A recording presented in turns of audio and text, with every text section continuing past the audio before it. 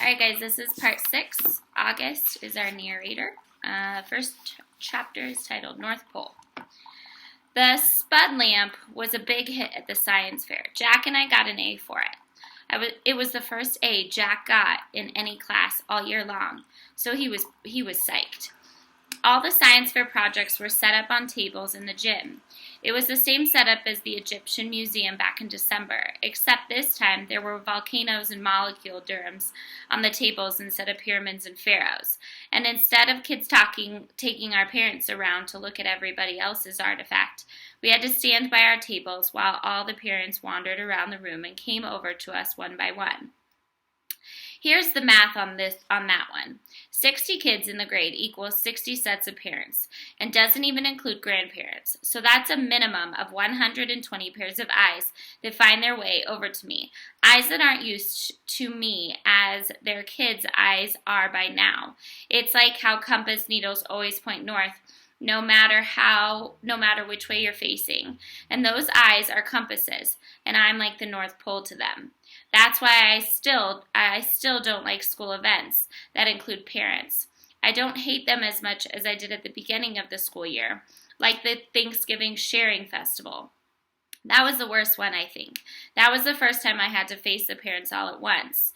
The Egyptian Museum came after that, but that was okay because I got to dress up as a mummy and nobody noticed me.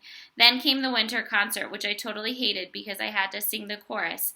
Not only can I not sing at all, but I felt like I was on display. The New Year's art show wasn't quite as bad, but was still annoying. They put up our artwork in the hallway all over the school and had parents come and check it out.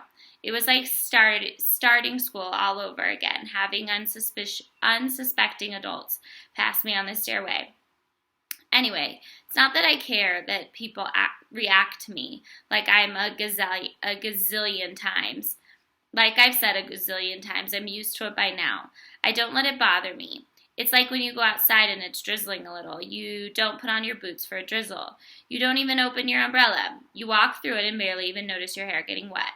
But when it's a huge gym full of parents, the drizzle becomes like a total hurricane. Everybody's eyes hit you like a wall of water. Mom and Dad hung around my table a lot, along with Jack's parents. It's kind of funny how parents actually end up forming the same little groups their kids form. Like my parents and Jack's parents and Summer's mom, all like that, get along with each other. And I see Julian's parents hanging out with Henry's parents and Miles' parents. And even the two Max's parents hang out together. It's so funny. I told Mom and Dad about it later when we were walking home, and they thought it was a funny observation. I guess it's true that like seeks like, said Mom. All right, next chapter, the Augie doll. For a while, the war was all we talked about. February was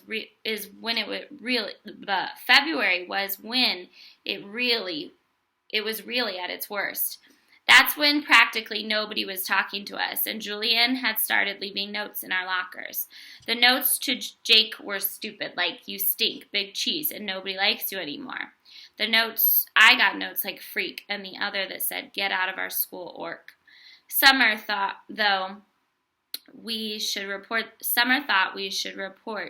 the notes to Mrs. Rubin, who was a middle school dean, or Mr. Truman, but we thought that would be like snitching. Anyway, it's not like we didn't leave notes, too, though ours weren't really mean.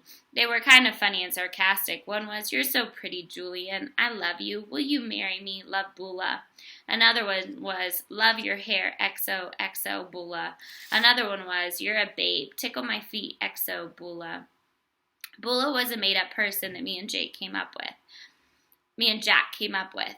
She had really gross habits like eating the green stuff between her toes and sucking on her knuckles. And we figured someone like that would have a total crush on Julian, who looked and acted like the Kids Bop commercial. There were also a couple times in February where Julian, Miles, and Henry played tricks on Jack. They didn't play tricks on me, I think because they knew that if they got caught bullying me, it would be big-time trouble for them. Jack, they figured, was an easier target. So one time they stole his gym shorts and played monkey in the middle with them in the locker room. Another time, Miles, who sat next to Jack in homeroom, swiped Jack's worksheet off his desk, crumpled it in a ball, and tossed it to Julian across the room. This wouldn't have happened if Mrs. Pasoda had been there, of course. But there was a substitute teacher that day, and subs never really know what's going on. Jack was good about this stuff. He never let them see he was upset, though I think sometimes he was. The other kids in the grade knew about the war, except for Savannah's group. The girls were neutral at first, but by March they were getting sick of it, and so were some of the boys. Like another time when Julian was dumping some pencil sharpener shavings into Jack's backpack, Amos, who was really tight with them, grabbed the backpack out of Julian's hands and returned it to Jack. It was starting to feel like a majority of the boys weren't buying into Julian anymore. Then a few weeks ago, Julian started spreading this ridiculous rumor that Jack had hired some hitman to get him and Miles and Henry. This lie was so pathetic that people were actually laughing about it behind his back. At that point, all the boys who had still been on his side now jumped ship and were clearly neutral. So by the end of March, only Miles and Henry were on Julian's side, and I think even they were getting sick of the war by then. I'm pretty sure everyone stopped playing the play game behind my back, too. No one really cringes if I bump into them anymore, and people borrow my pencils without acting like the pencils have cooties. People even joke around with me now sometimes, like the other day I saw Maya writing a note to Elle on a piece of ugly doll stationery that I don't know why, but I was just kind of randomly said, "Did you know the guy who created the ugly dolls based them on me?" Maya looked at me with her eyes wide open, like she totally believed me. Then when she realized I was kidding, she thought it was the funniest thing in the world. "You're so funny, August," she said, and then she told Elle and some other girls what I had said, and they all thought it was funny too. Like, at first they were shocked, but then they saw I was laughing about it. They knew it was okay to laugh about it too. And the next day I found a little ugly keychain sitting on my chair with a nice note from Maya that said, "For the nicest Augie doll in the world, XO Maya." 6 months ago, stuff like that would have never happened, but now it happens more and more. Also, people have been really nice about the hearing aids I started wearing. Lobot is the next chapter. Ever since I was little, the doctors told my parents that someday I'd need hearing aids. I don't know why this always freaks me out a bit. Maybe because anything to do with my ears bothers me a lot. My hearing was getting worse, but I hadn't told anyone about it. The ocean sound that was always in my head had been getting louder. It was drowning out people's voice like I was underwater. I couldn't hear teachers if I sat in the back of the class, but I knew if I told Mom and Dad about it, I ended up getting hearing aids. Sorry, this one dark. And I was hoping I could make it through the 5th grade without having that happen. But then it was my annual checkup in October. I flunked the audiology test, and the doctor was like, "Dude, it's time." And he sent me to a special ear doctor who took impressions of my ears. Out of all the features, my ears are the ones I hate the most. They're the tiny closed fist on the sides of my face. They're too low on my head, too. They look like squashed pieces of pizza dough sticking on the top of my neck or something. Okay, maybe I'm exaggerating a little, but I really hate them. When the ear doctor first pulled the hearing aids out for me and Mom to look at, I groaned. "I'm not wearing that thing." "I'm not wearing that thing," I announced, folding my arms in front of me. "I know they probably look kind of big," said the ear doctor, "but we had to attach them to the headband because we had no other way of making them so that they would stay on your ears." See, normal hearing aids usually have a part that wraps around the outer ear to hold the inner bud in place. But in my case, since I don't have outer ears, they had to put the earbuds on the heavy-duty headband that was supposed to wrap around the back of my head. "I can't wear that, Mom," I whined. "You hardly notice them," said Mom, trying to be cheerful. "They look like headphones." "Headphones? Look at them, Mom," I said angrily. "I look like a Lobot." Which one is Lobot?" said Mom calmly. "Lobot!" The ear doctor smiled as he looked at the headphones and made some adjustments. "The Empire Strikes Back? The bald guy with the cool Bionic radio transmitter thing that wraps around the back of his skull?" "I'm drawing a blank," said Mom. "You know Star Wars stuff?" I said to the ear doctor. "No Star Wars stuff," he answered, slipping the thing over my head. "I practically invented Star Wars stuff." He leaned back into his chair to see how the headband fit, and then took it off again. Now, Augie, I want to explain what all this is, he said, pointing to the different parts of the hearing aids. This curved piece of plastic over here connects the tubing on the ear mold. That's why we took those impressions back in December, so that this part that goes inside your ear fits nice and snug. This part here is called the tone hook, okay? And this thing is the special part we've attached to the cradle here. The Lobot part, I said miserably. Hey, Lobot is cool, said the ear doctor. It's not like we're saying you were going to be look like Jar Jar, you know? That would be bad. He slipped the headphones onto my head again carefully. There you go, August. So how's that? Totally uncomfortable, I said. You'll get used to them very quickly, he said. I looked in the mirror. My eyes started tearing up. All I saw were those tubes jutting out from either side of my head like antennas. Do I really have to wear this, Mom? I said, trying not to cry. I hate them. They don't make any difference. Sorry, guys. Good morning. If you would like some coffee, there's some baked goods, lots of bread in the teacher's lounge if you're interested. Happy day 2 of Teacher Appreciation Week. I looked in the mirror. My eyes started tearing up. All I saw were the tubes jutting out from either side of my head like antennas. Do I really have to wear this, Mom? I said, trying not to cry. I hate them. They don't make any difference. Give it a second, buddy, said the doctor. I haven't even turned them on. Wait until you hear the difference. You'll want to wear them. No, I won't. And then he turned them on. Hearing brightly. How can I describe what I heard when the doctor turned on my hearing aids, or what I didn't hear? It's too hard to think of the words. The ocean just wasn't living inside my head anymore. It was gone. I could hear sounds like shiny lights in my brain. It was like when you're in a room where one of the light bulbs on the ceiling isn't working, but you don't realize how dark it is until someone changes the light bulb, and then you're like, whoa, it's so bright in here. I don't know if there's a word that means the same as bright in terms of hearing, but I wish I knew one, because my ears were hearing brightly now. How does it sound, Augie? Said the ear doctor. Can you hear me okay, buddy? I looked at him and smiled, but it didn't answer. Sweetie, do you hear anything different? Said Mom. You don't have to shout, Mom, I said. I nodded happily. Are you hearing better? Asked the ear doctor. I don't hear the noises anymore, I answered. It's so quiet in my ears. The white noise is gone, he said, nodding. He looked at me and winked. I told you you'd like what you heard, August. He made more adjustments on the left hearing aid. Does it sound very different, love? Mom asked. Yeah, I nodded. It sounds lighter. Yeah, because you have a bionic hearing now. You have bionic hearing now, buddy, said the ear doctor, adjusting the right side. Now touch here, he said. Hit my hand behind the hearing aid. Do you feel that? That's the volume. You have to find the volume that works for you. We're going to do that next. Well, what do you think? He picked up a small mirror and had me look in the big mirror at how the hearing aids looked at my back. My hair covered most of the headband. The only part that peeked out was the tubing. Are you okay with your new Bionic Lobot hearing aids? The ear doctor said, looking in the mirror at me. Yeah, I said, thank you. Thank you so much, Dr. James, said Mom. The first day I showed up to school with the hearing aids, I thought kids were going to make a big deal out of it, but no one did. Summer was glad I could hear better, and Jack said it made me look like an FBI agent or something.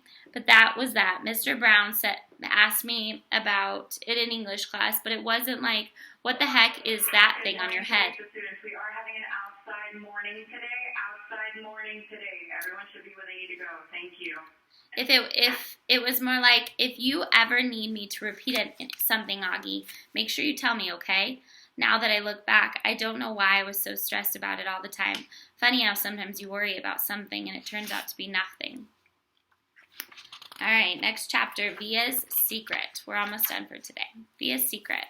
A couple of days after spring break ended, Mom found out that Via hadn't told her about the school play that was happening at her high school the next week. And Mom was mad. Mom doesn't really get mad that much, though Dad would disagree with that. But she was really mad at Via for that. She and Via got into a huge fight. I could hear them yelling at each other in Via's room.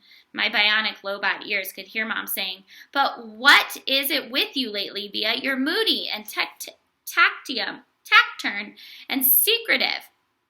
What is so wrong with me not telling you about a stupid play? Via practically screamed. I don't even have a speaking part in it. Your boyfriend does. Don't you want us to see him in it? No, actually I don't. Stop screaming. You screamed first. Just leave me alone, okay? You've been really good about leaving me alone my whole life, so why you choose high school to suddenly be interested, I have no idea. Then, I don't know what Mom answered because it all got very quiet, and even my bionic lobot ears couldn't pick up a signal. My cave. By dinner, they seemed to have made up. Dad was working late. Daisy was sleeping. She'd thrown up a lot earlier in the day, and Mom made an appointment to take her to the vet the next morning. The three of us were sitting down, and no one was talking. Finally, I said, "So, are we going to see Justin in the play?" Via didn't answer, but looked down at her plate. "You know, Augie," said Mom quietly, "I hadn't realized what play it was, and it really isn't something that would be interesting to kids your age." "So I'm not invited?" I said, looking at Via. "I didn't say that," said Mom. "It's just I don't think it's something you'd enjoy." "You get totally bored," said Via, like she was accusing me of something.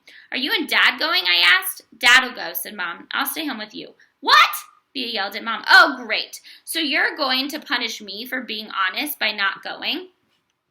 "You didn't want us to go in the first place, remember?" said Mom. "But now you know about it." "Of course I want you to go," said Via. "Well, I've got to weigh everyone's feelings here, Via," said Mom. "What are you two talking about?" I shouted. "Nothing," they both snapped at the same time. "Just something about Via's school that has nothing to do with you," said Mom. "You're lying," I said. "Excuse me," said Mom, kind of shocked. Even Via looked surprised. "I said you're lying," I shouted. "You're lying," I screamed at Via, getting up. "You're both liars. You're both lying to my face like I'm an idiot." "Sit down, Augie," said Mom, grabbing my arm. I pulled my arm away and pointed to Via. "You think I don't know what's going on," I yelled. "You just don't want your brand new fancy high school friends to know your brother's a freak." "Augie," Mom yelled, "that's not true." "Stop lying to me, Mom," I shrieked. "Stop treating me like a baby. I'm not a retard. I know what's going on." I ran down the hallway to my room and slammed the door behind me so hard I could actually hear the little pieces of the wall crumble inside the door frame. Then I plopped on my bed and pulled the covers up on top of me. I threw my pillows over my disgusting face and then piled all my stuffed animals on top of the pillows like I was inside a little cave. If I could walk around with a pillow over my face all the time, I would. I don't even know why I got so mad. I wasn't really mad at the beginning of the dinner. I wasn't even sad. But then all of a sudden, it all kind of just exploded out of me. I knew Via didn't want me to go to her stupid play, and I knew why. I figured Mom would follow me into the room right away, but she didn't. I wanted her to find me inside my cave of stuffed animals, so I waited a little more. But even after 10 minutes, she didn't come after me. I was pretty surprised. She always checks on me when I'm in my room upset and stuff. I pictured Mom and Via talking about me in the kitchen. I figured Via was feeling really, really bad. I pictured Mom totally laying on the guilt, and Dad would be mad at her when he came home too. I made a little hole through the pillow and stuffed animals and peeked at the clock on the wall. Half an hour had passed and Mom still hadn't come into my room. I tried to listen for the sounds in the other room. Were they still having dinner? What was going on? Finally, the door opened. It was Via. She didn't even bother coming over to my bed, and she didn't come in softly like I thought she would. She came in quickly. Last chapter that we're reading for the day is titled Goodbye. "Augie," said Via, "come quick. Mom needs to talk to you." "I'm not apologizing." "This isn't about you," she yelled. "Not everything in the world is about you, Augie. Now hurry up. Daisy's sick. Mom's taking to the emergency vet. Come say goodbye." I pushed the pillows off my face and turned up and looked up at her. That's when I saw she was crying. "What do you mean goodbye? Come on," she said, holding out her hand. I took her hand and followed her down the hall to the kitchen. Daisy was lying down sideways on the floor with her legs straight out in front of her. She was panting a lot, like she'd been running in the park. Mom was kneeling beside her, stroking the top of her head. "What happened?" I asked. She just started whimpering all of a sudden," said Via, kneeling down next to Mom. I looked down at Mom. She was crying, too. "I'm taking her to the animal hospital downtown," she said. "The taxi's coming to pick me up. The vet'll make her better, right?" I said. Mom looked at me. "I hope so, honey," she said quickly. quietly. But I honestly don't know. Of course he will, I said. Daisy's been sick a lot lately, Augie, and she's old. But they can fix her, I said, looking at Via to agree with me, but Via wouldn't look at me. Mom's lips were trembling.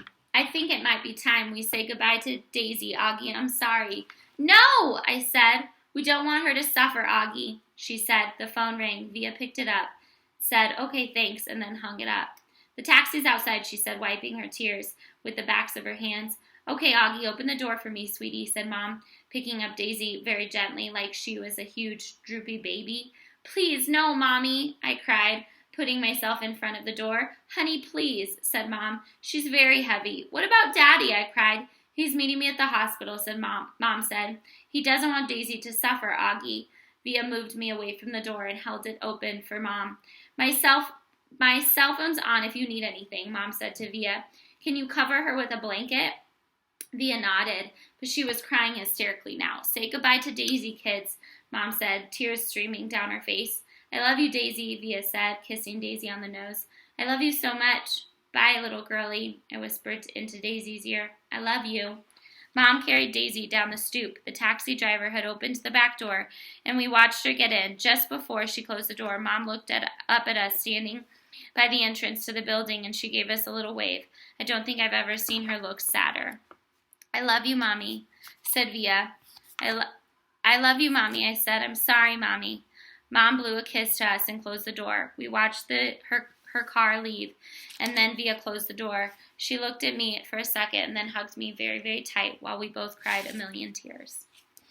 All right, make sure you get your exit ticket done.